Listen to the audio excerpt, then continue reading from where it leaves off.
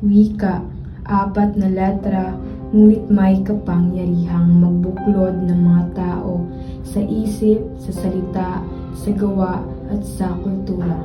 Ang wika ang nagdedikta ng bawat katauhan sa isa't isa, at ito rin ang nag-aalaga sa ating identidad. Wikang Filipino, ang dugong nananalaytay sa ating mga ugat at katauhan. Ito ang naging daan upang ating matuklasan ang yaman ng ating puso't isipan.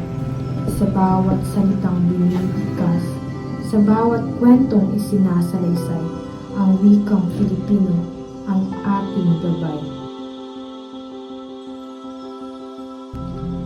Ang wikang Filipino ang nagbubuklod sa atin, nagbibigay daan sa maunlad na komunikasyon, kapayapaan at pagkakaisa.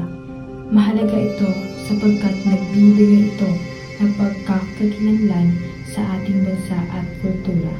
Ito ang tunay na pagkakaunawaan anuman ang ating katayuan.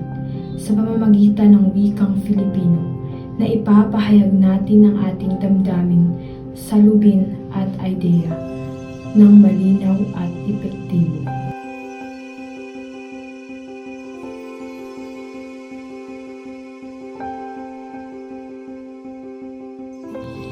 Ngunit sa kabilang banda, may mga umusbong na wikang pandayuhan na mas tinatangkilik pa ng karamihan. Wikang Ingles na ngayon ay naging bagong batayan ng pagkakakilanlan ng bawat mamamayan. Miss, sandali. Pwede ko ba akong magtanong? Alam ba kung saan dito ang kainan ng paaralan? Sorry, but I can't understand what you're talking about.